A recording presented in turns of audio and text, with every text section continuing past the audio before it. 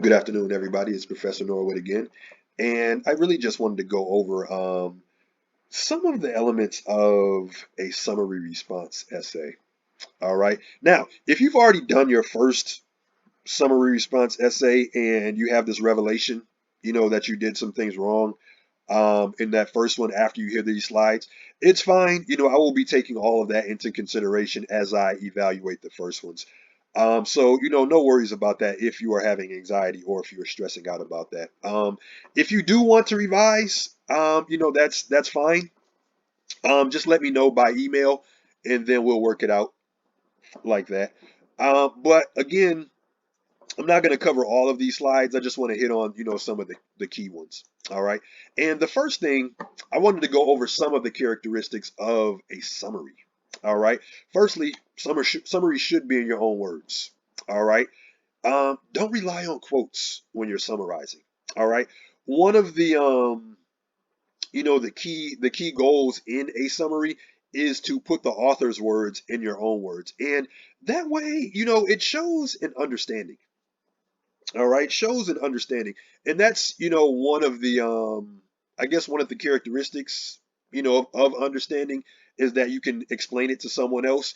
Take that same approach to a summary, right? You read something and then you can sort of communicate the author's key points in your own words, right? So summaries, first of all, should be in your own words, all right? Maybe a short quote can go in your summary, but for the most part, you don't really need quotes in a summary because, again, you're putting an author's words into your own words, right? Summary should be objective, meaning I'm sure you have some great ideas, as you're reading things, as you're reading the articles we have for this class, you may want to respond to certain points or you may have an idea about something. That's fine, but do not put that in a summary. All right. Save your own ideas for the response section of this essay. Okay. So summaries are objective, meaning you're just relying on just the facts. All right. So don't include your opinions, ideas, judgments. Maybe you're assessing the quality of the article. All that's great, but put that, in the response. Summaries, again, are just the facts.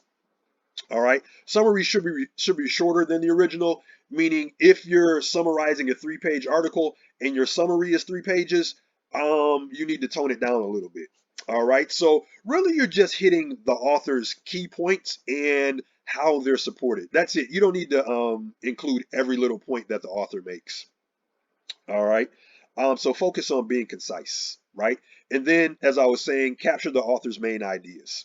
All right. And then always in a summary, include the author and the title of the original text, and really try to get that out of the way early. All right, try to get the author and title out of the way early. All right, and here's some tips about writing a summary. Begin with an introductory sentence that states the title and author of the text. All right, that way, if it's in your first line, you're getting it out of the way early. So you could actually begin a summary response like this.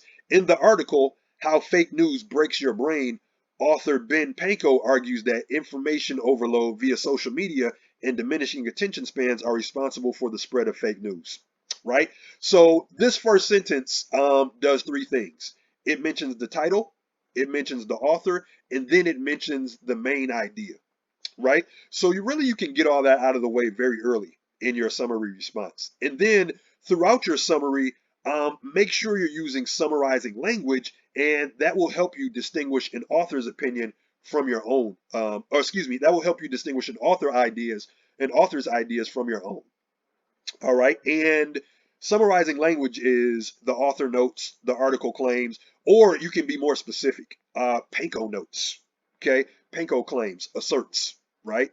Argues, refutes. Okay. So think about in your paper using summarizing language. It also adds to the coherence of a paragraph. And coherence just means flow. All right. And, sticking to the mechanics of paragraphing, try to write organized paragraphs, right? Don't have a summary that's one long paragraph. Break it down, okay? And make sure you start with topic sentences, all right? According to Pankow's research, people are more prone to spread popular stories on social media rather than quality fact-checked articles. All right. And then how does, Panko or whatever author you're talking about, how does he support this idea?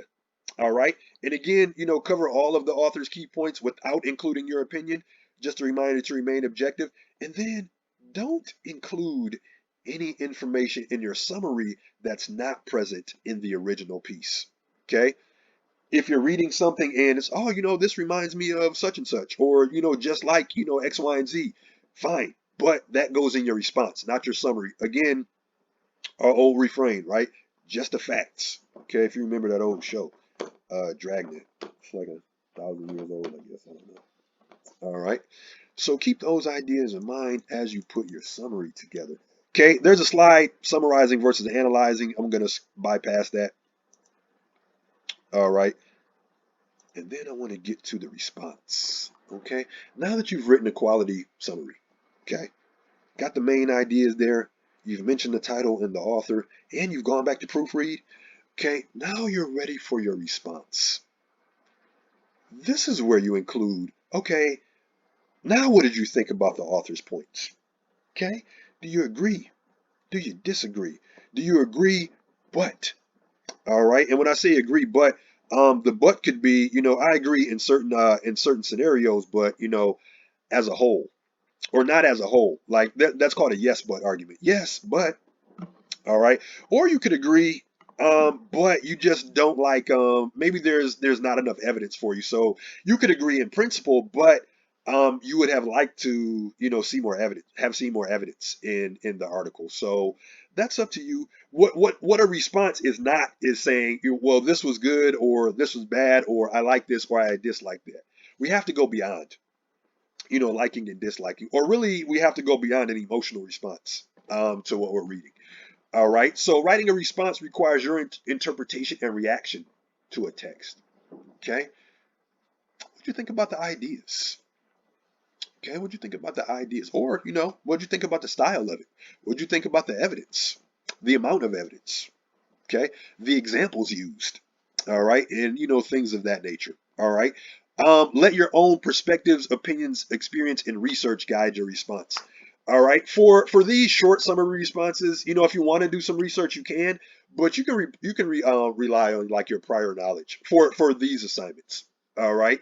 Your opinions. Now, here's the thing: if you give an opinion or you give your perspective, you're going to still have to give some reasons. So you're going to have to justify, right, the claims that you make. And that's why I say we have to go beyond disagree, or excuse me, you have to go beyond liking or disliking, or I thought this was good, I thought that was bad. All right. If you give your perspective, your opinion, follow that up with an example. All right. Meaning like, okay, you told me your opinion. Now show me how that's true. Me being the reader, not me, Professor Norwood. Okay. And then a good response shows what you think and why you think it. Meaning if you agree or disagree with an author's claim, provide some sound reasoning as support. All right. And your summary response essays, have to be a minimum of 2 pages, but that's not always going to break down into, okay, my summary is a page and then my response is a page. All right, maybe your summary runs a bit long and then your response runs a bit long. 2 pages is the minimum, but you can let's cap it at 4 pages for these assignments. All right, but you can break this down however you want. Again, just make sure your summary is thorough and objective, and then make sure your summary and response, are separated. You can label your paper summary, and then when you get to the response, you can label that section response, or you can just, you don't have to use labels, but your readers should be able to distinguish the summary from the response. All right. So, that's that, folks, and have a great day. If you have any questions, I am available by email. Thank you.